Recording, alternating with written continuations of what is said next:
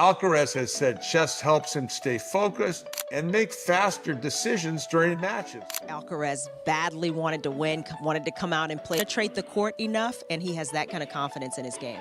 Now, analysts are finally voicing the terrifying reality that his rivals have been whispering in locker rooms for months.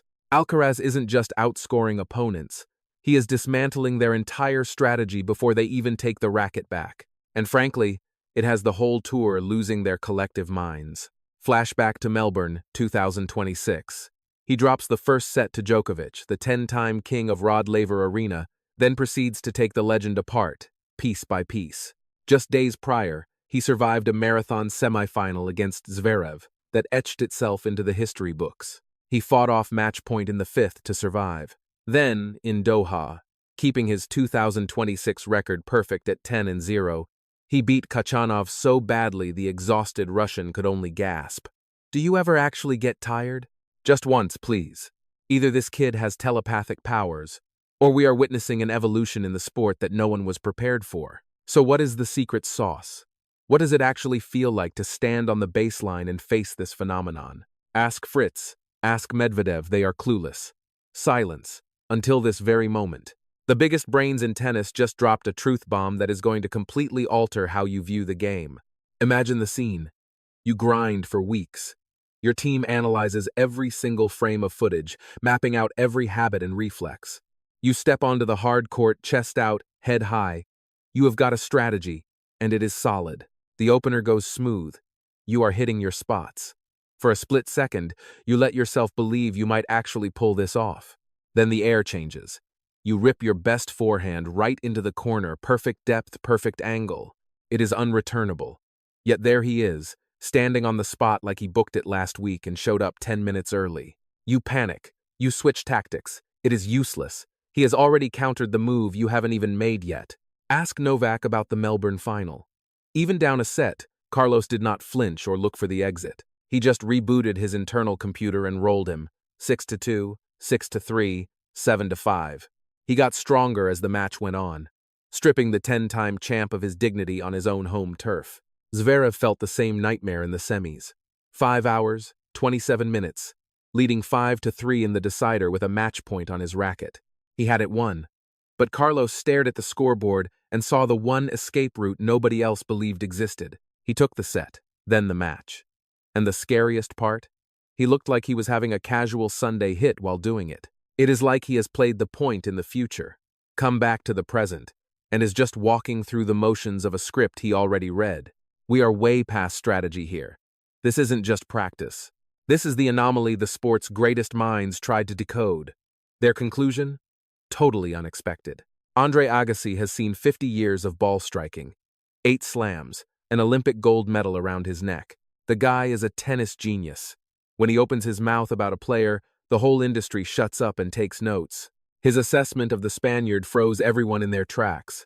He claims the kid has Roger's hands, Novak's shield, and Rafa's heavy spin. The holy trinity of tennis combined into one human being at just 23 years of age. Really digest that. Roger spent a lifetime finding that finesse. Novak ground away for 20 years to build that brick wall. Rafa broke his body for a whole career to create that rotation. Carlos just strolled onto the scene and ordered the works. Then he slapped his own superpowers on top of it. But Agassi's next point? That is the curveball. He suggests that half the time, even Carlos has no clue what he is about to do. He is overloaded with firepower. It is analysis paralysis caused by having an arsenal too big for one person to manage. Consider the nightmare that creates for the guy across the net. You are trying to read his next move. You scan for patterns, check his grip, read his hips, processing a million data points.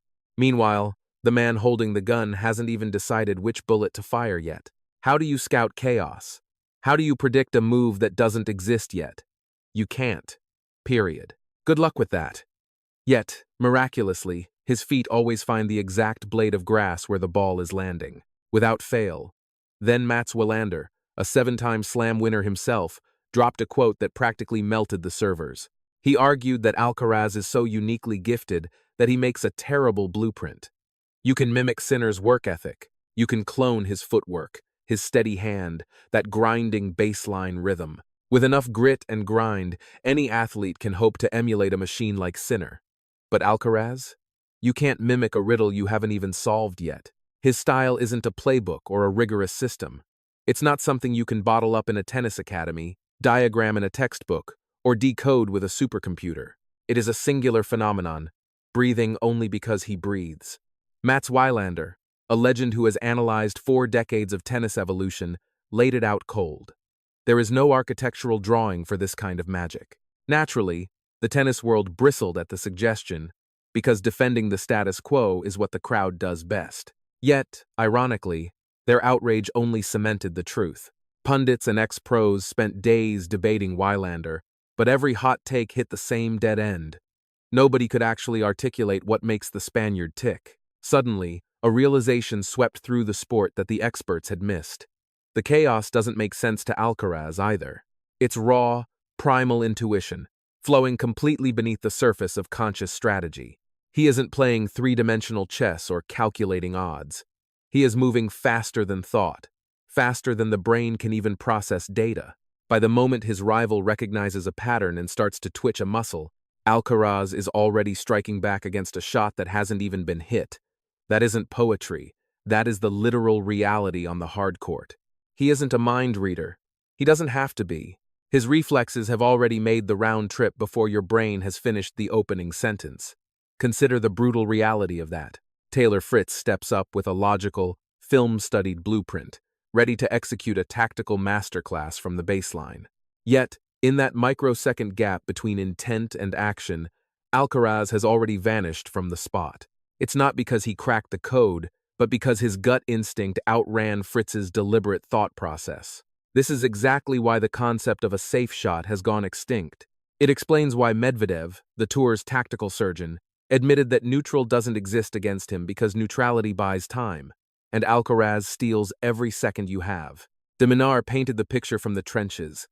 Alcaraz drags you into deep waters until drowning in errors is your only option.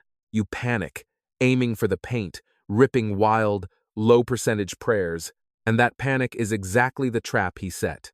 The moment you stop playing your game to survive his, you are already dead in the water. He isn't watching the match. He is watching the timeline. By the time you draft your next move, he has already played it out. So, here is the million-dollar riddle that has the locker room stumped. If the brightest minds in the sport have only just grasped how times he operates, how many years will it take to figure out how to shut it down? Because as of right now, the chalkboard is blank. Sound off in the comments. Is anyone taking down Alcaraz in 2026? And if you say yes, give us a name and a method. We are dying to hear your take. If this deep dive got your blood pumping, smash that like button, share this with every tennis fanatic in your circle, and subscribe. This is just the opening serve of our tennis sagas. Trust us, you are not going to want to blink for what is coming next.